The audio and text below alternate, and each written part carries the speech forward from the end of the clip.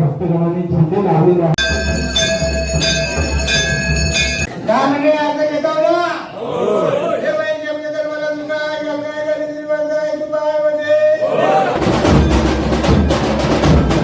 नमस्कार मित्रांनो, आजचा दिवस माझ्यासाठी किंवा कोकणवासियांसाठी खास आहे. स्पेशली माझ्या गावातल्या लोकांसाठी खास आहे, कारण आज आमची पालखी देव बाहेर पडतोय. म्हणजे देव तर आता तुम्हाला माहिती आहे, आता मी देवळात आलो आहे. बट आहे नाही, आता काय होतं की पालखी सजवतोय आम्ही. तर ह्या व्हिडिओमध्ये तुम्हाला समजणार आहे की पालखी कशा प्रकारे सजवतात आणि माडवल जे की आंब्याचं मोठं झाड असतं ते तोडून नाचत गाजत सानेवरती आणतात. तर म्हणजे तुम्हाला ह्या व्हिडिओत ते बघायला मिळणार आहे. तर ॲक्च्युली आता मला खूप उशीर झाला आहे. ते इंट्रोडक्शन शॉर्टमध्ये देतो तुम्हाला आणि लगेच व्हिडिओला सुरुवात करतो. ॲक्च्युली देव आहेत ना, वर्षभर बोलण्यापेक्षा देव पालखी नेहमी सजलेली नसते. देव हा नेहमी देवळात असतो, म्हणजे पाषाणच्या स्वरूपात. बट आता शिमग्यात ना देवाला आहे ना पालखी सजवतात. देवाचे जे मुखवटे असतात ते पालखी सजवतात. वर्षभर नाही, काही मोजक्यात सणासुदाला सजवतात. तर त्याचप्रकारे आता शिमग्याला सुद्धा सजवतात. तर आता देवळात काम तेच चालू आहे, पालखी सजवण्याचं. त्याला रूपं लावणं असं म्हणतात. तर ते तुम्ही पुढे बघाल तुम्ही कशा प्रकारे काय करतात ते. तर मला उशीर झाला, तर त्यासाठी मी थोडक्यात इंट्रोडक्शन देतो की आहे ना, आता मी फास्ट फ्लोमध्ये काहीही बोलेन, तर थोडं मला समजून घ्या. तर ना देवाची पॉलिश वगैरे करतात, देव असतात ते. तर आमच्या गावातले एक व्यक्ती आहेत, त्यांचं मुस्लिमकर असं नाव आहे. तर त्यांचा तो मान आहे. तर त्यांच्याकडे गेले होते सर्व देवांना घेऊन, म्हणजे मुखवट्यात त्यांना ते पॉलिश वगैरे केले. त्याच्यानंतर आता देवळात आणले. तर मला ॲक्च्युली खूप उशीर झाला, त्याच्यामुळे मी आता डायरेक्ट देवळात आलो आहे. तर आता ती पेटी वगैरे आणले. आता पेटीतून ते देवाचे मुखवटे वगैरे बाहेर काढणार आणि पालखी सजवणार. तर ह्या व्हिडिओत तुम्हाला तेच बघायला मिळणार आहे की देव म्हणजे पालखीत कशा प्रकारे सजवतात.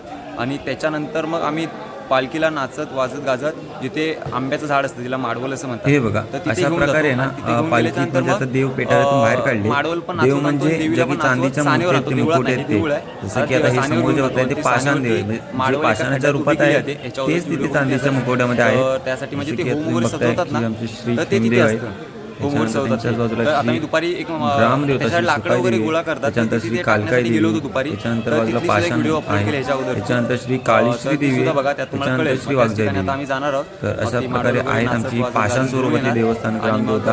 आणि तुम्हाला समजेल की पुढे जी पाषाणाचं स्वरूप आहे तिथे या चांदीच्या मुकुटामध्ये सुद्धा आहे. श्री खेमदेव, श्री सुकाई देवी, श्री कालकाई देवी, श्री काळीश्री देवी आणि श्री वाघजाई देवी. अशा प्रकारे 5 देव आहेत. तर त्यांना बघा कशा प्रकारे सजवलं जातं आहे. ही पद्धत असते. दागिने वगैरे जेव्हा आपण पेठाऱ्यामध्ये ठेवतो देवांना, तेव्हा त्यांच्यावरचे ना दागिने वगैरे सर्व हे काढले जातात, त्यांच्या अंगावरती नसतात. तर त्याच्यानंतर अशा प्रकारे मग दागिने वगैरे व्यवस्थित लावल्याच्यानंतर पालखीमध्ये अशा प्रकारे व्यवस्थित एकदम सिस्टमॅटिक पद्धतीने व्यवस्थित मांडणी केली जाते. म्हणजे व्यवस्थित धागे वगैरे आहेत, ते जसं की तुम्ही बघताय. व्यवस्थित पालखी खूप नाचवतो ना, त्याच्यामुळे ते देव हळले नाही पाहिजेत किंवा देवांचे दागिने किंवा काहीच हे नाही झालं पाहिजे. त्यासाठी एकदम व्यवस्थित चांगल्या घट्ट टाईट पद्धतीने बांधलं जातं, जसं की तुम्ही पुढे बघताय.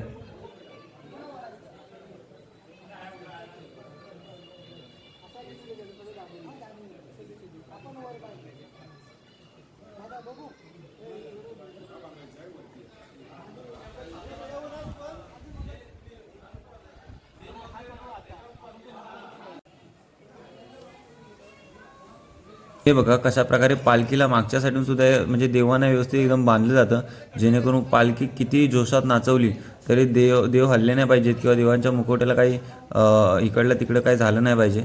तर अशा प्रकारे सर्व चालू आहे. बघा रिअल व्हॉईसमध्ये ऐका.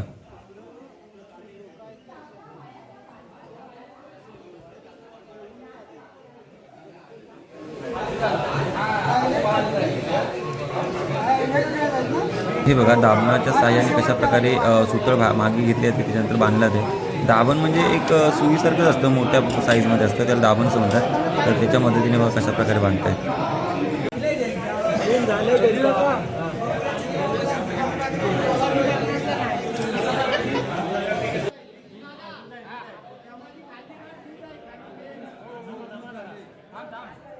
फायनली पालखी ऑलमोस्ट झालेली आहे तयार. आत्ता सगळ्यात शेवटी देवांचे मुखवटे बांधल्याच्या नंतर देवांच्या पादुका म्हणजे चरण बांधले जात आहेत. बघा कसे दाबण्याच्या साह्याने बांधतायत बघू बघा. तर अशा प्रकारे सगळ्यात शेवटी चरण बांधले जातात म्हणजे पादुका बांधल्या जातात. त्याच्यानंतर मग वरती ते झालं टक्कर टाकतात. त्याच्यानंतर मग हार फुले वगैरे पुढे बघा शेवटपर्यंत रिअल व्हॉईसमध्ये.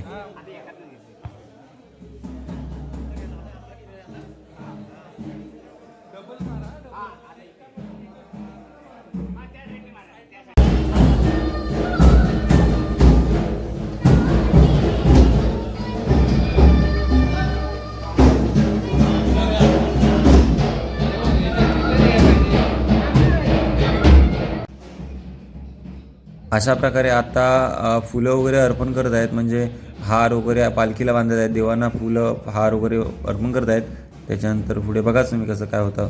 तर अशा प्रकारे देव पालखीत सजलेले आहेत. पालखी सजली आहे, रूपं लावून झालं आहे म्हणजे पालखी सजवतो त्यालाच आम्ही रूपं लावून असं म्हणतो.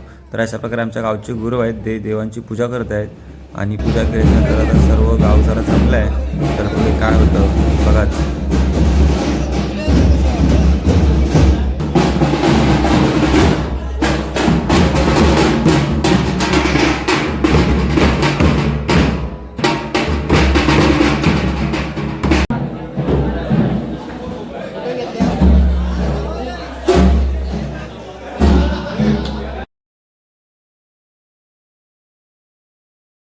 अशा प्रकारे पाची देवांना 5 हार अर्पण केले. त्याच्यानंतर 5 देवतांपैकी एक देव आहेत आणि बाकीच्या 4 देवे आहेत. तर त्यांना वेण्या सुद्धा अर्पण करत आहोत.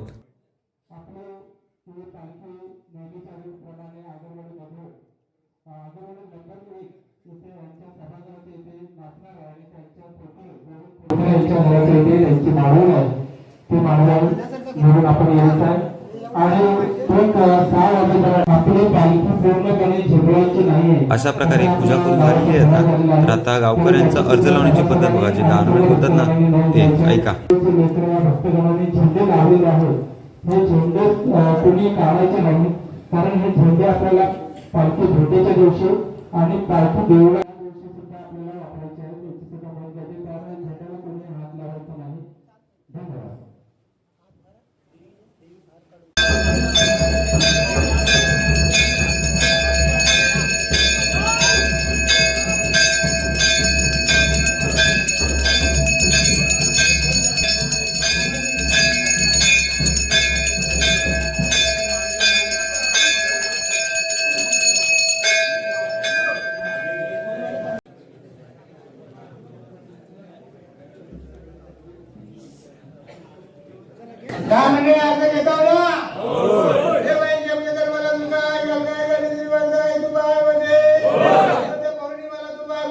तर अशा प्रकारे तुम्ही व्हिडिओ पाहिली ती रूपं लावण्याची म्हणजे पालखी सजवण्याची. तर अशा प्रकारे आता तुम्ही सर्व पाहिलं. त्याच्यानंतर आता देवी चालली कुठे तर माडवल आणायला. माडवल म्हणजे काय आंब्याचं झाड. जर तुम्ही माझ्याशी पहिल्यापासून कनेक्ट असाल तर तुम्हाला माहिती असेलच की काय कसं काय ते. आणि जर आता तुम्हाला नसेल माहीत तर ती माडवल आणण्याची व्हिडिओसुद्धा बघा तुम्ही. त्याच्यानंतर मी अपलोड करेन. तर माडवल कशा प्रकारे मी नाचवत वाजत आणतो तर लेट्स बिगॅन. ती व्हिडिओ ह्याच्यानंतर अपलोड करेन मी कारण ह्या व्हिडिओमध्ये नाही येते कारण खूप व्हिडिओ मोठी होईल. अशा प्रकारे पालखी नाचवण्याची पद्धत बघा पुढे कसं काय करतो ते.